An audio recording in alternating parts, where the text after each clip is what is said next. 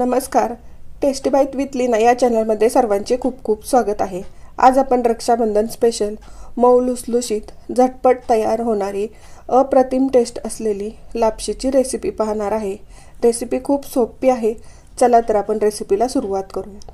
लापशी बनवण्यासाठी इथं मी 1 वाटी गव्हाचा जाड रवा घेतलेला आहे. यालाच गव्हाची भरड किंवा बरेच जण याला गव्हाचा दलिया असे म्हणतात. त्याच वाटीने इथं मी 1 वाटी गुळ आहे तो बारीक करून घेतलेला आहे.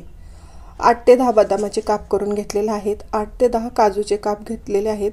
थोडे सुक्या खोबऱ्याचे काप घेतलेले आहेत. 1 छोटा चमचा विलायची आणि जायफळची पूड घेतलेली आहे. 1 चमचा जाडसर केलेली बडीशेप घेतलेली आहे.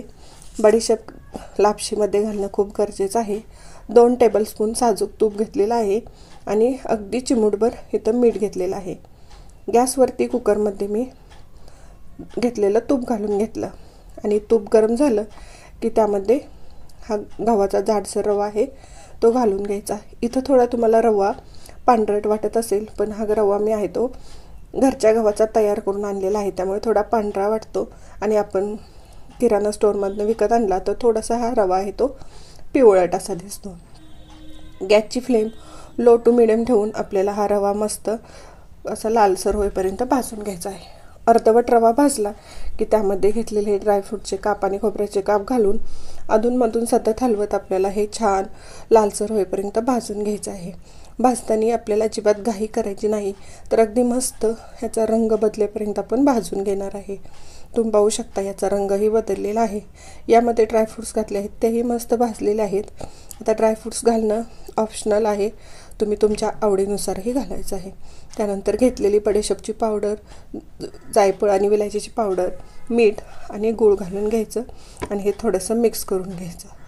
बडीशेप घातल्यामुळे लापशी जी आहे ती पचायला थोडी जड असते आणि बडीशेप घातल्यामुळे ही पचायला थोडी हलकी होते आणि बडीशेपची टेस्टही खूप छान येते. यासाठी बडीशेप घालायची आहे.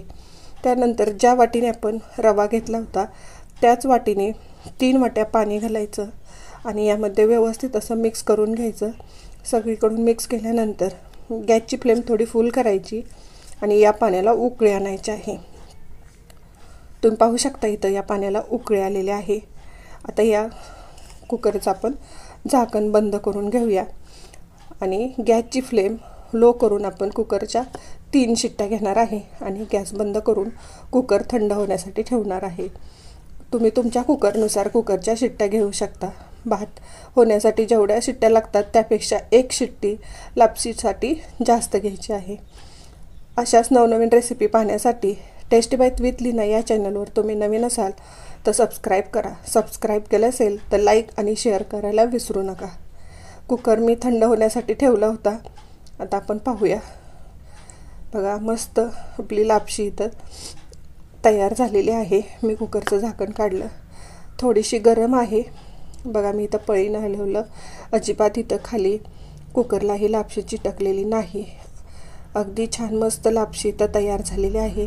खूप गरम असल्यामुळे थोडीशी चिकट वाटते, पण लापशी ही थंड झाल्यानंतर अगदी सुट्टी अशी ही लापशी तयार होते. तयार लापशी मी इथं बाउलमध्ये काढून घेत आहे.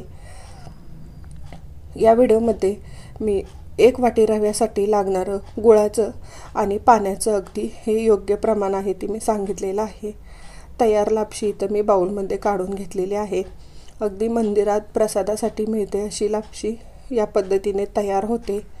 एकदा तुम्ही या पद्धतीने लापशी नक्की करून पहा आणि अशी लापशी तुम्ही प्रसादासाठी किंवा रक्षाबंधनला तुम्ही झटपट तयार होणारा पौष्टिक अशी गुळाची लापशी बनवू शकता. व्हिडिओ आवडला असेल तर व्हिडिओला लाईक, शेअर आणि सबस्क्राईब करायला विसरू नका. थँक्यू.